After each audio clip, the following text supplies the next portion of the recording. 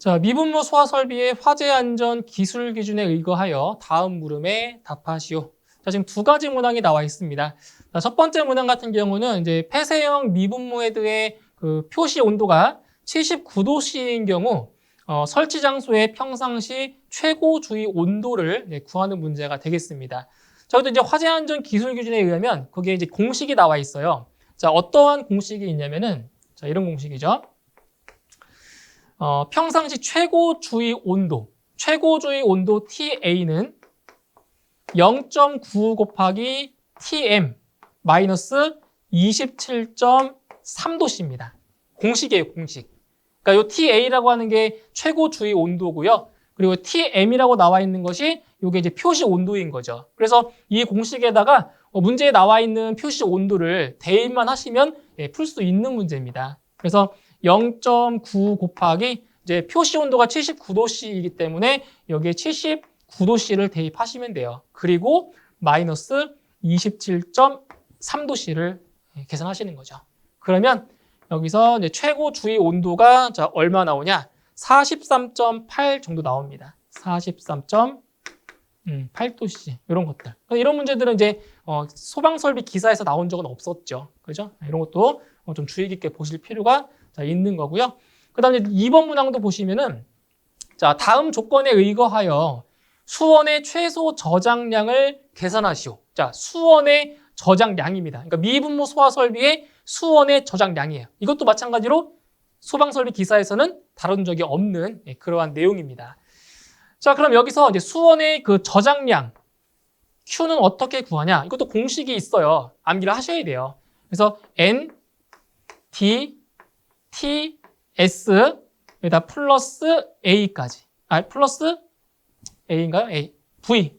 V가 되겠죠? 이렇게. NDTS 플러스 V가 됩니다. 그래서 이 N이라고 하는 값은 이제 방호 구역 내의 헤드의 개수고요. 헤드의 개수. 그 다음 D라고 하는 거는 설계 유량. 그리고 T는 설계 방수 시간. 그리고 S는 안전율. 자, 안전율인데 이 안전율 같은 경우는 얼마 이상이냐면 이 안전율 같은 경우는 1.2 이상이 돼야 돼요. 그러니까 최소 1.2가 되는 거예요. 최소가 1.2입니다. 안전율. 그리고 이 V는 배관의 총 최적. 그래서 이 문제의 조건에 나와 있어요. 그래서 대입을 한번 해볼게요. 자, 먼저 방호구역 내의 헤드 개수가 30개라고 했죠. 그럼 N에는 30개 대입하시면 되고요. 자, T는 뭐라고요? 설계 유량이에요. 설계 유량. 자, 설계 유량인데 여기서 단위가 뭐냐? 자, 단위를 잘 보셔야 돼요. 이 설계 유량의 단위는 바로 세제곱미터 퍼 미닛입니다. 미닛. 근데 지금 문제에서는 자, 50리터로 나왔죠? 리터. 그러니까 이 리터를 세제곱미터로 바꾸셔야 돼요. 그래서 여기다 대입하실 때는 0.05로 대입이 되는 거죠. 세제곱미터 퍼 미닛이 되고요. 곱하기 자, T가 뭐라고요? 설계 방수 시간인데 이 방수 시간의 단위가 뭐예요? 이 시간의 단위가 이것도 미닛입니다. 미닛. 분이에요, 분. 근데 지금 몇 시간이라고 했어요? 1시간이라고 했죠? 자, 1시간이니까 60분으로 대입하시고요. 곱하기 자, S 안전율을 대입할 건데 지금 안 나왔잖아요. 얼마인지. 근데 지금 수원의 최소 저장량을 물어봤으니까 이 안전율 중에서 가장 작은 값으로 대입하시면 돼요. 제일 작은 거. 얼마? 1.2를 대입하시면 되죠. 1.2. 자, 플러스 자, 배관의 총 최적입니다. 얼마래요? 0.07 나왔죠? 그러면 0.07 세제곱미터를 더해 주시면 됩니다. 네, 이렇게 해서 계산하시게 되면 자, 수원의 최소 저장량은 108.07 정도 나오네요. 108.07 세제곱미터. 자, 이렇게 해서 수원의 최소 저장량을 공식을 이용해서 구할 수가 있겠습니다. 자, 그 다음 2번 문제 보도록 할게요. 2번. 자, 2번 문제 같은 경우는 이게 전기 분야에 관련된 문제예요. 기계 분야라기보다는 전기 분야에서 나올 수 있는 문제가 되겠죠. 자, 보실게요. 자, 수신기로부터 소비 전류 250mAh인 시각 경보 장치 4개를 아래 그림과 같이 60m마다 직렬로 설치하였을 때 마지막 시각 경보 장치에 공급되는 전압을 계산하시오. 단 선로의 전선 굵기는 2제곱밀리미터, 수신기의 출력 전압은 DC 24V, 각 시각 경보 장치는 동시에 동작하며 기타 조건은 무시한다라고 했습니다. 자, 보세요. 일단 수신기의 출력 전압이 얼마라고 했어요? DC 24V래요. 자, 여기는 DC 24V라고 했죠. 그럼 이제 문제에서 구하는 게 뭐냐면 마지막 시각 경보 장치에 공급되는 전압을 구하래요. 자, 지금 수신기에서 24V가 인가가 된 거라고 보시면 돼요. 그런데 여기서 수신기에서 마지막에 있는 시각 경보 장치까지 자, 도달하는데 자, 뭐가 발생하냐? 전압 강화가 발생하죠. 전압 강화. 여기에서 전압 강화 발생하죠. 여기도 전압 강화 발생하죠. 자, 이 선로에서 전압 강화가 발생을 할 거란 말이에요. 전압 강화가. 그죠? 그럼 여기서 자, 어떻게 할 거냐면은 자, 여기를 E1, E2, E3, E4라고 할게요. 이렇게. 그러니까 전압 강화에다가 번호를 지금 매겨놓은 상태예요. 전압 강화. 자, 그리고 문제에서 뭐라고 했냐면 수신기로부터 소비 전류가 250mA인 시각 경보장치. 이 각각의 경보장치들의 소비 전류가 얼마라고요? 250mA래요. 각각. 그러니까 이제 암페어로 환산하면 여기 0.25A죠. 각각 0.25A인 거예요. 0.25A. 여기도 0.25A의 소비 전류가 이렇게 있는 거죠. 각각의 그 시각 경보 장치에서.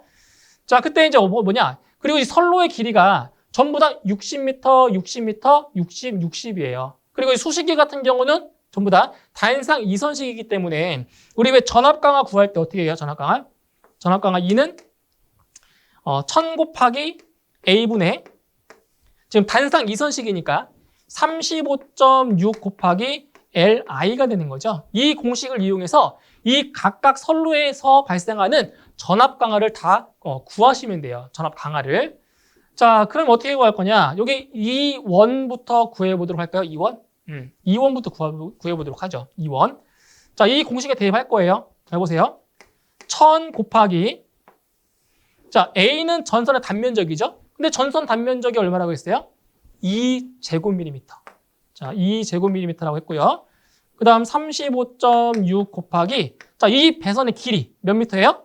60m. 전부 다 60에 60, 60, 60, 60입니다. 자, 60m. 자, 그리고 소비 전류는 지금 여기는 지금 시각 경보 장치가 여기서 하나만 걸려 있으니까 소비 전류는 0.25A가 되는 거죠. 0.25A. 이런 식으로 되는 거예요. 그래서 계산해 주시게 되면 이 값은 얼마냐? 이 값은 0.267이 나옵니다. 0.267V. 이렇게 나와요. 그러니까 어디에서? 여기에서 0.267V가 전압 강화가 생기는 거예요. 여기에서. 자, 그럼 E2. 자, E2는 자, 똑같아요. 여기서 뭐가 달라지냐면 소비 전류만 달라지는 거죠. 그럼 여기 E2 같은 경우는 지금 시각 경보 장치가 이렇게 두 개가 지금 달려 있는 거잖아요. 여기서. 그러니까 0.25가 두 개니까 여기서 달라지는 거는 여기만 달라지는 거죠. 소비 전류가. 얼마로 돼요? 0.5A가 되는 거죠. 이 두 개 합친 거. 0.5A. 그러면 0.267이 아니고 뭐가 나오겠어요? 이때는 0.534. 예, 0.534가 됩니다. 맞나요? 0.534. 0.534V가 돼요. 이렇게. 그래서 여기는 E2는 0.534V가 돼요. 전압 강화가. 그 다음에 자, E3는 자, 경보장치가 하나, 둘, 세 개가 좀 걸려 있잖아요. 그러니까 소비 전류가 또 얼마가 되는 거예요? 0.5A가 아니고 요 세 개니까 0.75A가 되는 거죠. 0.75A. 그러면 전압 강화는 0.801V가 됩니다. 그래서 E3는 0.801V가 전압 강화가 생기고요. 그 다음에 E4는 E4 마지막에는 4개의 경보장치가 걸려 있으니까 전체 소비 전류는 몇 암페어? 1A. 그래서 여기는 0.75가 아니고 이제 1A가 되는 거죠. 그럼 전압 강화는 1.068 나옵니다. 1.068V. 그래서 E4는 1.068 볼트가 돼요. 그럼 여기서 이제 마지막 시각 경보 장치에 공급되는 전압은 어떻게 구한다고요? 24볼트에서 자, 전압 강화 요 4개의 전압 강화를 뭐 해주면 돼요? 빼주면 되는 거죠. 이 4개 다 빼주면 되잖아요. 24볼트에서 요 4개의 전압 강화를 전부 다 빼주면 요 마지막 시각 경보 장치에 공급되는 전압이 나오는 겁니다. 그래서 24볼트에서 요 4개의 값을 빼주면 21.33 나옵니다. 그래서 여기에 인가되는 전압은 21.33볼트 정도가 나오게 되는 거죠. 그죠? 이렇게 해서 마지막 경보 장치에 공급되는 전압을 이렇게 구할 수 있습니다. 그래서 가장 기본이 되는 공식, 이거는 소방 설비 기사에서도 다른 공식이죠. 이거. 그죠? 이거 꼭 기억을 해주시면 되고요. 자, 그 다음 세 번째 문제 보도록 할게요. 세 번째. 자, 세 번째 문제 같은 경우는 이거는 계산 문제가 아니라 서술형 문제에 해당이 됩니다. 서술형 문제인데, 소방설비 기사에서도 다룬 적이 있는 내용이에요. 근데 소방설비 기사 같은 경우는 이 내용을 뭐 다 서술하라는 내용은 아니었고, 뭐 빈칸을 채우거나 뭐 단답형으로 물어보는 문제가 출제가 됐었죠. 근데 소방시설 관리사는 좀 더 높은 등급이기 때문에 이걸 통째로 서술하라는 문제가 출제가 되고 있어요. 자, 어떤 문제냐면, 자, 옥내 소화전 설비의 화재 안전 기술 기준에서 정하고 있는 내화 배선의 공사 방법입니다. 내화 배선의 공사 방법을 쓰래요. 좀 내용이 많거든요. 그 내용을 쓰라고 했단 말이에요. 그래서 어떠한 내용들이 있냐면, 그 화재 안전 기술 기준에 의하면, 자, 이러한 내용들이 있죠.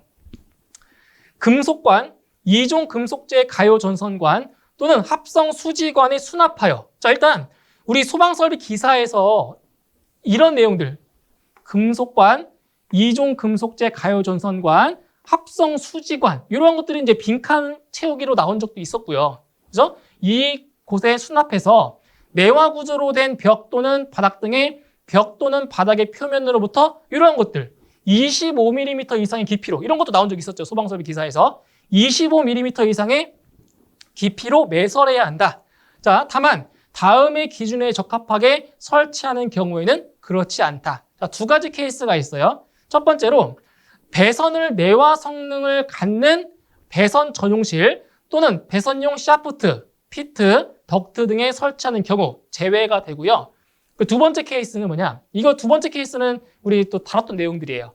자, 배선 전용실 또는 배선용 샤프트, 피트, 덕트 등의 다른 설비의 배선이 있는 경우에는 2로부터 요거죠. 15cm 이상 떨어지게 하거나 또는 소화 설비의 배선과 이웃하는 다른 설비의 배선 사이에 자, 배선 지름에 이거죠. 1.5배 이상의 높이의 불연성 격벽을 설치하는 경우, 이러한 경우는 제외라는 거죠. 그래서 이 첫 번째 15cm 이상이라고 하는 거는 자, 배선 전용실이 이렇게 있다고 했을 때 자, 여기 자, 이거는 소방용. 자, 소방용 배선이고요.